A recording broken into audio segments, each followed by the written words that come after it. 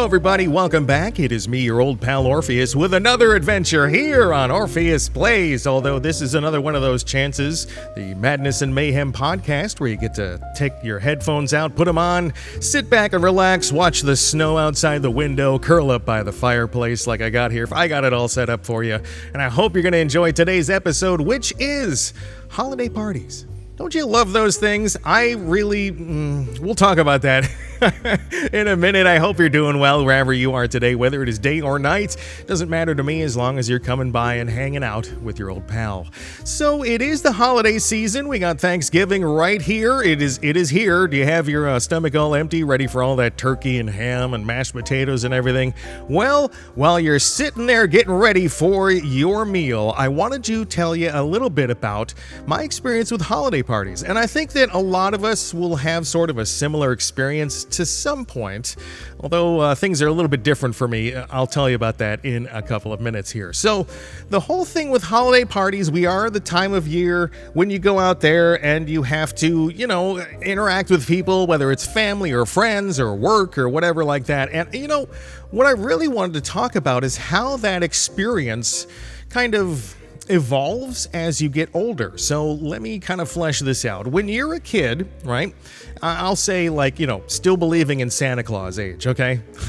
Spoiler alert. Anyway, so if you're of the age where you believe in Santa Claus still, holiday parties are like this kind of magical thing, right? Because it's where all those fuzzy memories, the fuzzy warm memories of the holidays come from. And no matter what your religious background, how you kind of celebrate things, here in our house we celebrate Christmaka, so a combination between Christmas and Hanukkah. And there are some families that have that out there, but a lot of people have that ubiquitous kind of experience, which is the big tree in the living room. You got the fire going, you got a whole bunch of presents under the tree and everything, and then the party comes. You got everyone from your family coming over, and they're gonna spend 8 hours at your house just eating and drinking and smoking and just enjoying themselves. Now, I add the smoking part because when I was growing up, smoking cigarettes was like the societal norm. Like everybody smoked everywhere. You could smoke in airports and restaurants and taxi cabs, and our house turned into like the smoking section of the biggest bar you could imagine. Ashtrays every 10 feet, no joke. And everybody's smoking all the time, whether upstairs, downstairs. It was just it was that time of year for me where it's that's when everyone came and smoked in the house.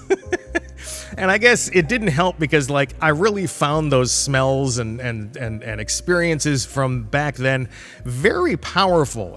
Powerful enough that it actually drove me to smoking for a while as I was growing up. It was just that warmth, right? That togetherness. And it was, the parties would always be the older, adults sitting around chatting about whatever, and the kids are off playing. You got the kids' table at dinner and everything, and you get your own portions and all that. You feel all adult into your 2-foot high table and you're sitting there and you got your whole experience going on. There's probably Christmas music playing in the background, some of the old stuff, Nat King Cole and all the I'm dreaming, right? That kind of stuff. No modern anything. It was just this raw, emotional experience, sights, sounds, the food, the people, the conversations, everything was so magical. And even for us, we had a guy in our neighborhood that as the holiday season approached, he gave out his number. This sounds really creepy these days, but back then it was actually a genuine thing.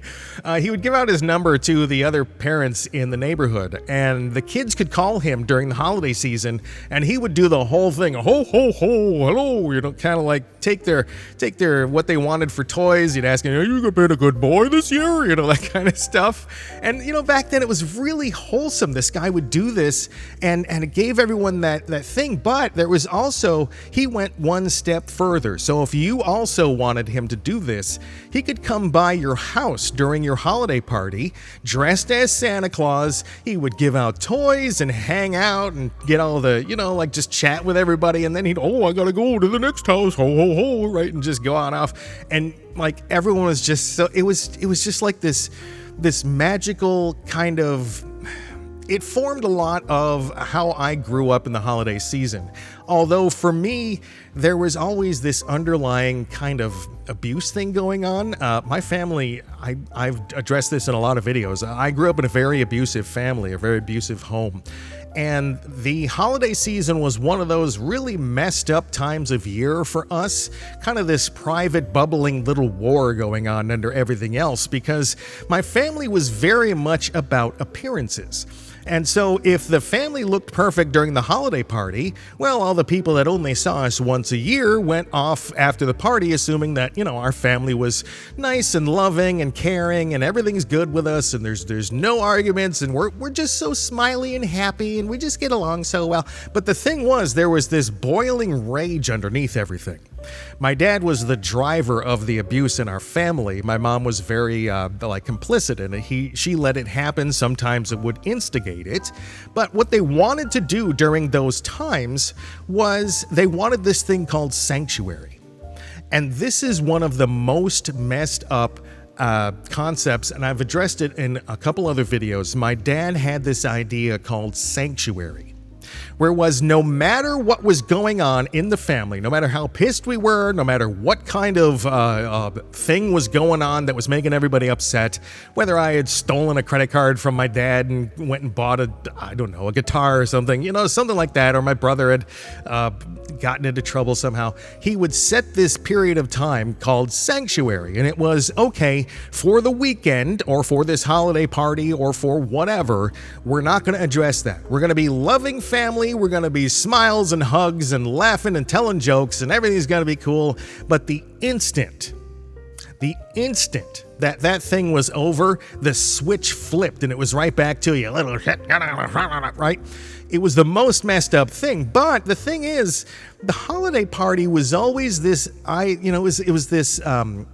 this chance to have kind of just a slice of normal family life, because the more family members you got that come into the party, they're hanging out in your house. We got 20, 30 people in the house.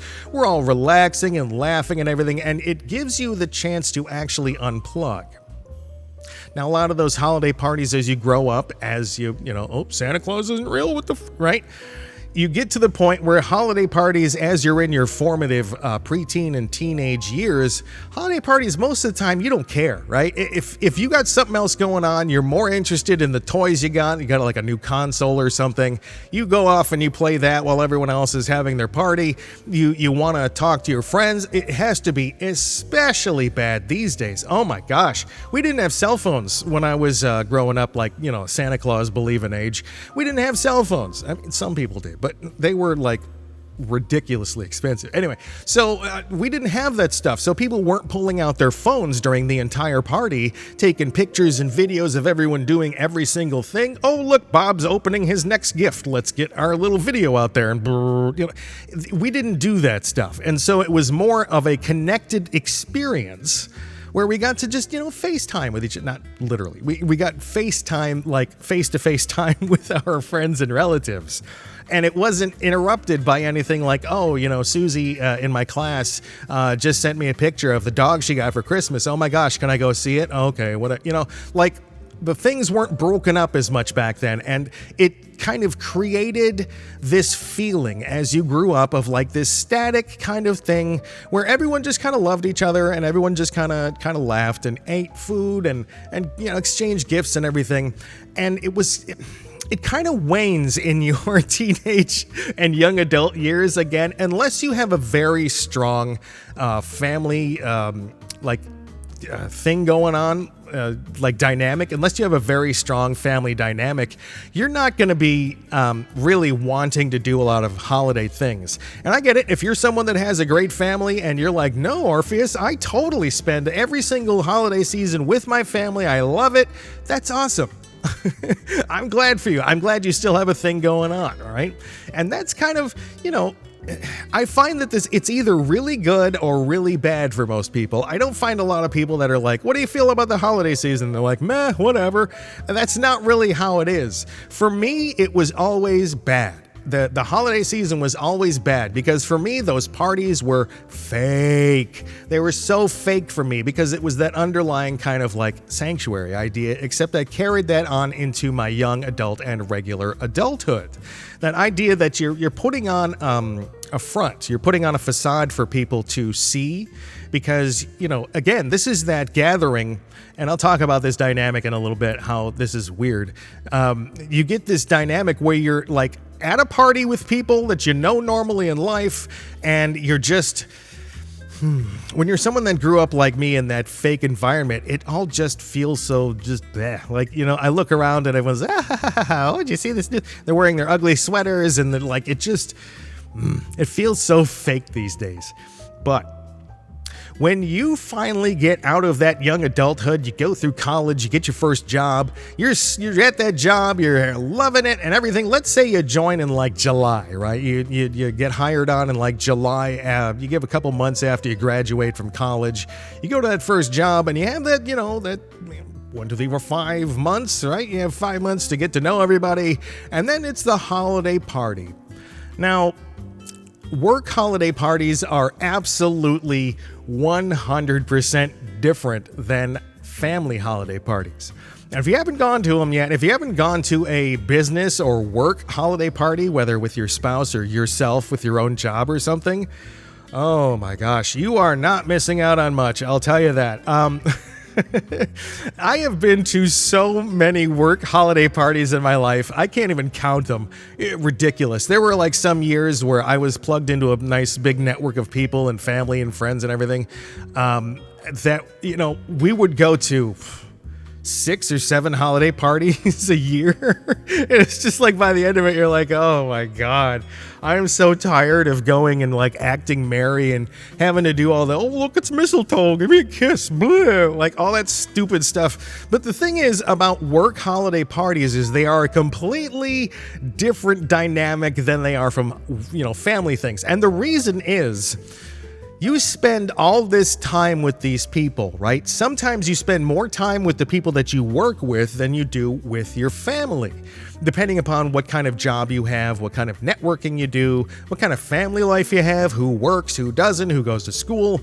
There are genuinely a lot of cases where people spend more time with their work family, as it were, than they do with their home family. And then so you get all these people that have this professional relationship, maybe a little bit of a, they know each other's kind of life stories and everything. And they keep up on, oh, I'm going over, to Aspen today, or you're going to spend a weekend with my family. Oh, my Aunt Bernice died, that kind of stuff, right?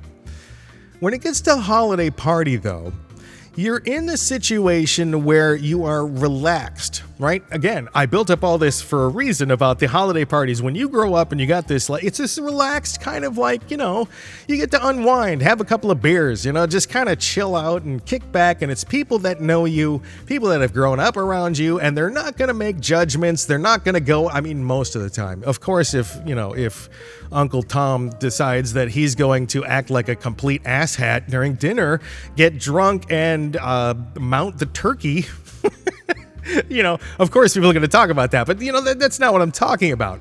You get into this idea that holiday parties are this warm, fuzzy, safe environment. And so what you do is you go to your work holiday party, and they'll have normally a bar, an open bar. It depends upon where you are. The boss usually picks up the tab on the drinks, right? And so you're sitting there and you're getting slowly more and more drunk around people that you normally do professional things with. And the awkwardness starts to happen. I have been, my what was this? My fourth radio job. I was with Mrs. Orphoeus, and I had been with her maybe about 6 months, 7 months. And the radio station that I was working for, oh my God, they had this party, and it was at like this historic place in the town that the radio station cluster was in. And it was like this historic building that was built by some famous, big industrial family back in the early 1900s, right? And just gorgeous, like gold gilded fixtures on the inside. You had the outside was just amazing with pillars and like just Gothic architecture, and it looked amazing, right? It was this beautiful place. Had to cost our company a pretty penny for that. And of course, they had a completely open bar. Well, Mrs. Orpheus and I went to this thing, and it was all elegant. I was wearing a suit and everything, and she was wearing a nice dress, and we go to this thing, and again, it's people that you work with, and so they know you professionally, and they know a little bit about you, personally. But when you start adding alcohol to that, oh my gosh! At one point in the night, so we had a DJ for the party, and people, it's an awkward work thing. It's not even like a wedding where like people that normally aren't in that situation are thrust together and they have to kind of like all dance and have a party together. That gets a little better when you add alcohol. When you add alcohol to a business holiday party, it gets weird because you start to act kind of dumb. Right, you act like a drunk person. And so at one part in the night, the DJ was playing, oh my gosh, he played the Hustle. Which one is that? I can't remember the song that used to go with it, but the Hustle, right? Okay, well, the DJ was playing one of the main songs that you do the Hustle to, and I was just, I was standing off to the side. Now, and with my wife and with a couple other people that I worked with, we're just chatting away. And holiday parties are not really a place where a lot of dancing takes place. It's awkward enough as it is. And when the DJ's like, hey, everybody, come out on the dance floor. I got to have a little snowball. I got to see if I can get out on the dance floor and do a little bit of dancing. Here's a lady in red, kind of stuff. You do. That stuff, not a lot of people do that at holiday parties, right? At business holiday parties. And so I hear that song come on, and I'm immediately stop what I'm doing. And I stare at Mrs. Orpheus and the people that I'm with, and I've got this, my eyes are huge, and I've got this huge grin on my face, and I'm like, it's the Hustle. I know this. And I hand my wife my half full 6th glass of red wine that I'd had at that point, and I go flying out to the dance floor and I start doing the Hustle. And I had done this professionally before as a wedding and event DJ, right? I'd worked at one point as someone that would be the DJ at an event, and so part of what we did is we went out on the dance floor and would dance with people to get them going, to teach them different dances and stuff. One of them was the Hustle, so I was really, really good at the Hustle. Even drunk, I was very good at doing the Hustle, and so I was really into it. I was like, yeah, come on, everybody, woo! And I was jamming out. My eyes were closed and everything. I was feeling great. I'm just boom, boom, boom, I'm just doing all the dance moves and everything, and I'm loving it. And suddenly I open my eyes to see who's around me, and it's nobody. No other person in out of like 50 people. No one is out on the dance floor. As a matter of fact, they're all staring at me, and they are staring at me, some of them with their mouths wide open in absolute shock, because I am just jamming away on the dance floor, but I'm wearing a full suit and dress shoes. And so I start kind of slipping here and there, and but it was it's so embarrassing thinking about that. Good thing I don't work for that company anymore, because I think that was the only time that they got to see that I was a little off. Like there was something not right about Orpheus, because I did that dance for the entire length of the song, which is like 6.5 minutes long, and I just jammed out the whole time.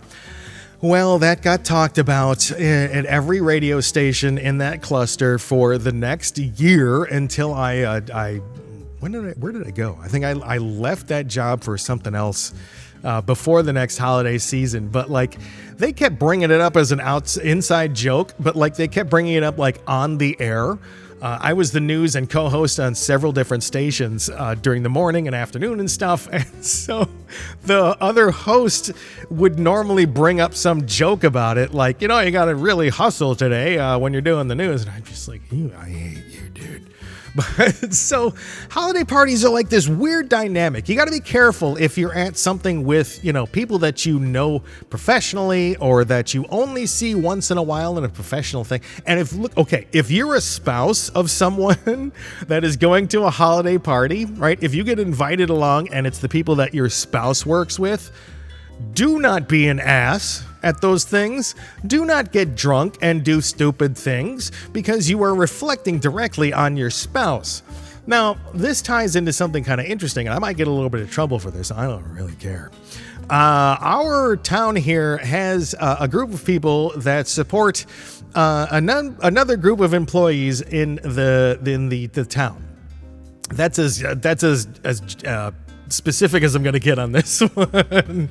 So there's like a group of people. They're a nonprofit kind of charity thing, and they throw parties and like motivational events and stuff for a couple other groups in town, a couple other like professions in town. And so one of the things that they do is they'll throw a holiday party.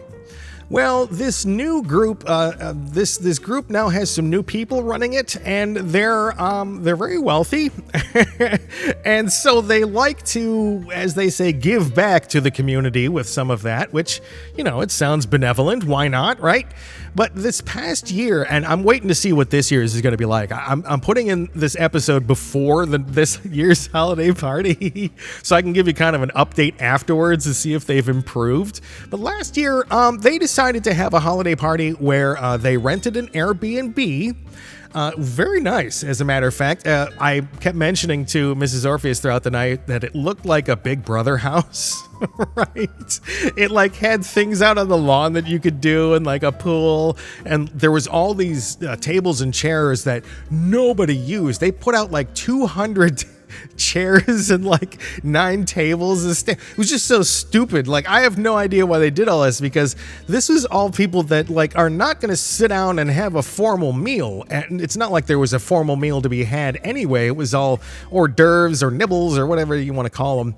That were at the party. It was, you know, like sweets and you know, like canapes and like little fried things and pigs in blankets and stuff like that.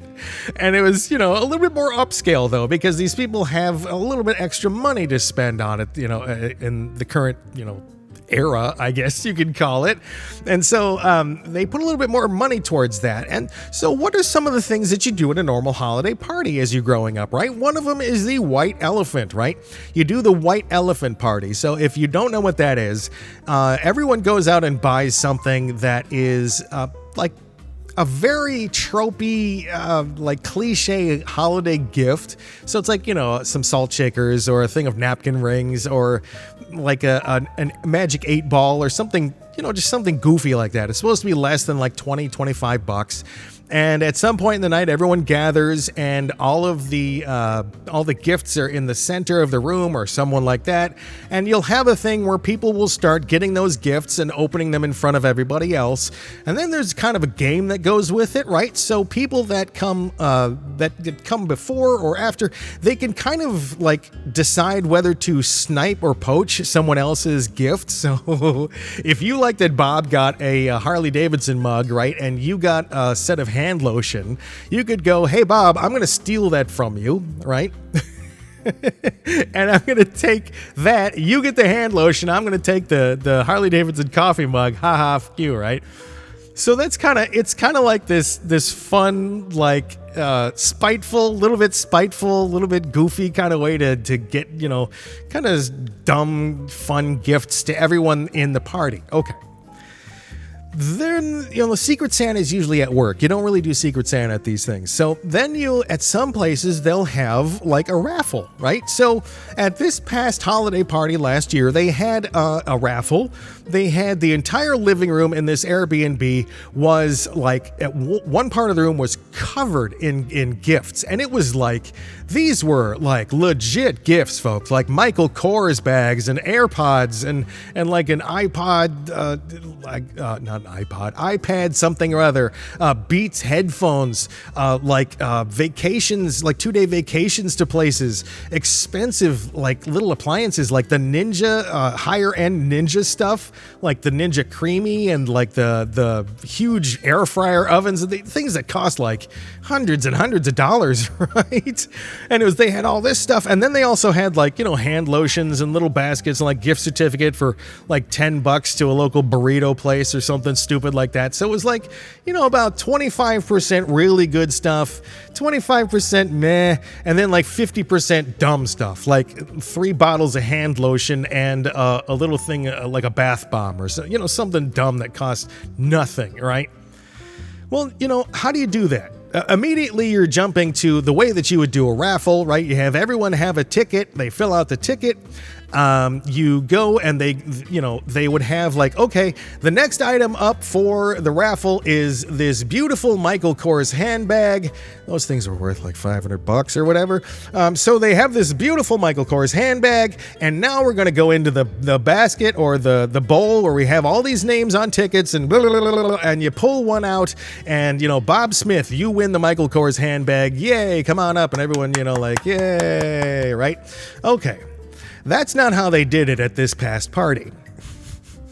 The way that they did it was, this was so infuriating. I am still like really pissed about this to this day. It's almost a year later and I'm still really heated about this. They would pull a name out of the bowl, right? And they'd say, oh, Bob Smith, you're up. Bob got to choose whatever he wanted out of all of those things.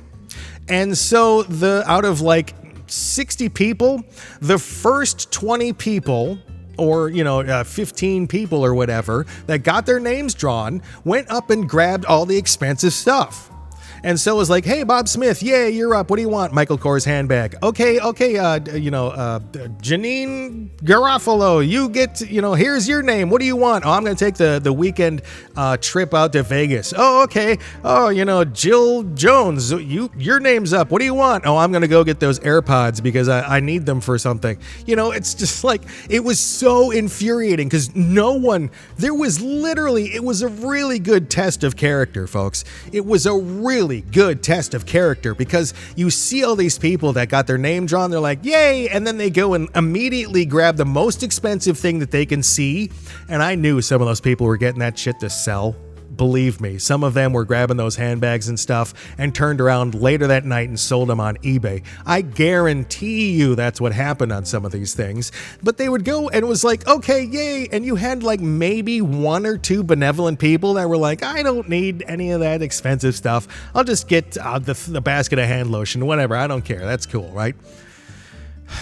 But it gets to the point where, you're getting to the majority of the people at the party getting their names drawn, and there's absolutely dick for them to get. And so you're sitting there, and as the evening goes on further and further, you're staring at all of these people that are like, sitting there hugging their new Ninja Creamy that cost, $450, and you've got like a $10 gift certificate for a fucking burrito somewhere in town. I was pissed. We got hand lotion. We got 2 tubes of hand lotion, and I think that was it. It was like, Bed Bath and Beyond or Bath and Body Works or whatever the fuck.